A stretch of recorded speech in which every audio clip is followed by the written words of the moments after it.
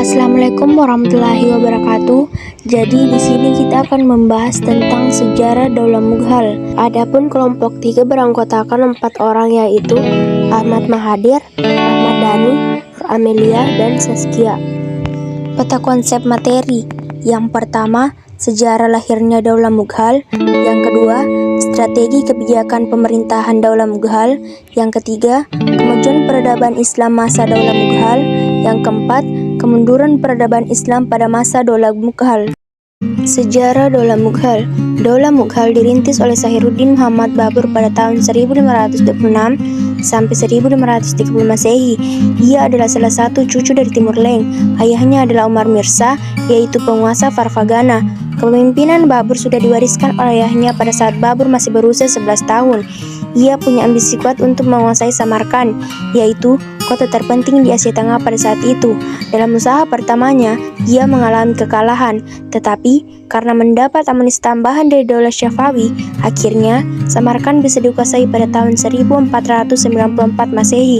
Setelah Samarkand, target berikutnya adalah Kabul atau ibu kota Afghanistan, dan setelah Kabul berhasil ditaklukkan, Babur melanjutkan ekspansinya ke India. Target selanjutnya adalah Punjab, dan akhirnya berhasil dikuasai pada tahun 1553 Masehi. Daulah Mughal telah memberi warna baru bagi peradaban orang-orang India yang sebelumnya identik dengan agama Hindu. Walaupun Babur pendiri Mughal bukan asli India, tetapi dia adalah peletak peradaban Islam yang baru di India. Strategi dan kebijakan pemerintahan Daulah Mughal. Sebagai daulah yang besar, Daulah Mughal mampu membawa Islam di tengah daratan India yang didominasi oleh masyarakat Hindu. Mughal berjaya menguasai wilayah mayoritas penduduk Hindu. Walaupun umat Islam adalah penduduk minoritas, dalam kurun lebih 3,5 abad, Daulah Mughal dipimpin oleh beberapa sultan, diantaranya adalah 1. Sahiruddin Muhammad Babur 1526 sampai 1530 Masehi. Sahiruddin Muhammad Babur menjadi penguasa pertama sekaligus pendiri Daulah Mughal. Pada masa kepemimpinannya, seluruh kebijakan digunakan untuk membangun fondasi pemerintahan. Pada awal kepemimpinannya, Babur masih menghadapi ancaman pihak-pihak musuh, utamanya dari kalangan Hindu yang dari awal tidak suka terhadap berdirinya Daulah Mughal. Sahiruddin Muhammad Babur menguasai wilayah yang sangat luas perbatasan dengan Kekaisaran Ming di timur atau Tiongkok, dan Daulah Safawiyah di barat atau Persia. Sahiruddin Muhammad Babur tutup usia pada tahun 1530 Masehi. Yang kedua, Humayun 1530 sampai 1556 Masehi. Humayun melanjutkan kepemimpinan ayahnya Babur. Humayun memimpin Mughal kurang lebih dari 26 tahun. Daulah Mughal di bawah kepemimpinan Humayun bisa dikatakan sebagai masa konsolidasi kekuatan periode pertama. Humayun masih banyak mendapatkan tantangan, diantaranya dari Bahadur Shah, penguasa Gujarat yang berusaha untuk memisahkan diri dari kekuasaan Mughal. Yang ketiga, Jalaluddin Muhammad Akbar 1556 sampai 1605 Masehi. Akbar menjadi raja terbesar Daulah Mughal di India. Dia lahir di Umarkot, Sind pada tanggal 15 Oktober 1542. Akbar adalah pemimpin Mughal paling kontroversial, menggantikan kedudukan ayahnya ketika masih dalam usia 14 tahun. Pada masanya dikenal sebagai masa kebangkitan dan kejayaan Mughal sebagai daulah Islamiyah terbesar di India. Karena usia yang masih sangat belia, Akbar mempercayakan urusan pemerintahannya kepada Bairam Khan. Setelah dewasa, Akbar mengambil alih wewenang pemerintahannya dari Bairam Khan yang sudah memiliki pengaruh kuat di Mughal. Semua wilayah dapat dikendalikan dalam satu pemerintahan militeristik. Yang keempat, Nuruddin Muhammad Salim atau Jahangir 1605 sampai 1627 Masehi. Nuruddin Muhammad Salim, lebih dikenal dengan sebutan Jahangir, lahir pada tanggal 31 Agustus 1569 di Fatehpur Sikri dan naik takhta 8 hari setelah meninggalnya Sultan Akbar. Jahangir berkuasa selama 22 tahun. Dengan didukung oleh kekuatan militer yang besar, kepemimpinan Jahangir menjadi lebih kuat. Semua kekuasaan musuh dan gerakan pemberontakan berhasil dipadamkan, sehingga seluruh rakyat hidup dengan aman dan damai. Yang kelima, Shah Jahan 1628 sampai 1658 Masehi.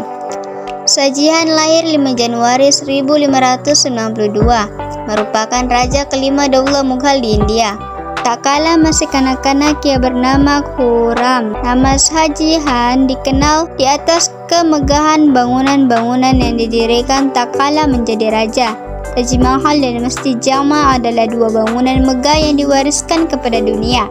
Kini, buku-buku sejarah kekhalifahan Islam mencatat namanya sebagai penguasa yang berjasa pada peradaban manusia.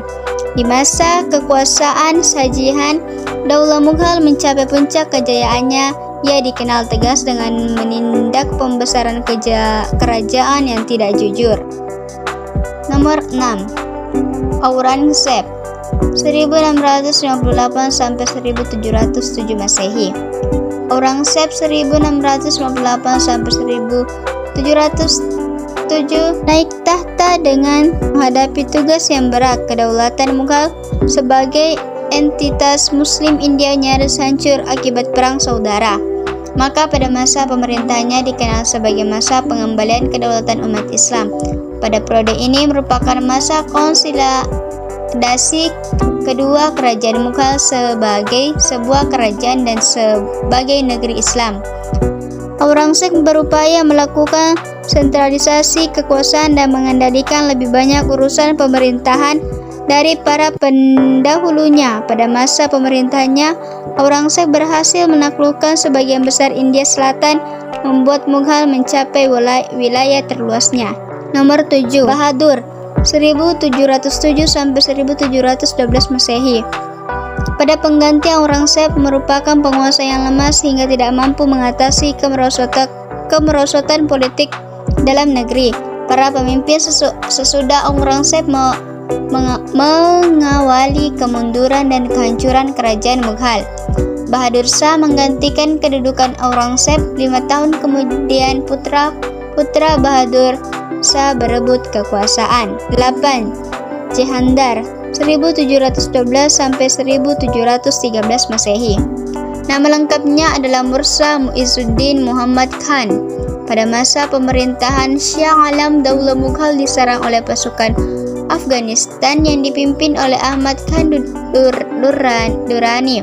Kekalahan Mughal dari serangan ini berakibat jatuhnya Mughal ke dalam kekuasaan Afghan. 9. Bahadur Shah II 1837 sampai 1858 Masehi. Bahadur Shah menentang isi perjanjian yang telah disepakati oleh ayahnya. Hal ini menimbulkan konflik antara Bahadur Shah dengan pihak Inggris. Bahadur Shah, raja terakhir kerajaan Mughal, diusir dari istana pada tahun 1885 Masehi. Dengan demikian berakhirlah kekuasaan kerajaan Islam di Mughal di India. Kemajuan peradaban Islam pada masa Daulah Mughal. Adapun poin penting di dalam yaitu 1. Bidang politik dan administrasi. Pundar Gotin, Citor, Rentahabor, Kalinjar, Gujarat, Surat Bihar, Bengal, Kashmir, Orissa, Pekan, Gawargar, Narhal, Ahmadnagar, dan Astiga, dan konsolidasi kekuatan. 2. Bidang ekonomi. Kaum petani dilindungi hak pemilih atas tanah dan hak mewariskannya, tetapi mereka juga terikat terhadapnya. 3. Bidang agama. Konsep din ilahi. Konsep itu merupakan upaya mempersatukan umat-umat beragama di dunia. 4. Bidang seni dan budaya. Bidang ilmuwan pengetahuan tidak terlalu menonjol di bidang dengan daulah-daulah sebelumnya yang lebih maju. Justru bidang seni syair dan seni arsitektur. Kemunduran Daulah Mughal. Internal. Tampilnya semua penguasa lemah, terjadinya perebutan kekuasaan dan lemahnya kontrol pemerintahan pusat. Eksternal. Terjadinya pemberontakan di mana-mana seperti pemberontakan kaum Sikh di utara, gerakan separatis Hindu di India Tengah, kaum muslimin sendiri di timur, dan yang terberat adalah invasi Inggris melalui East India Company atau EIC.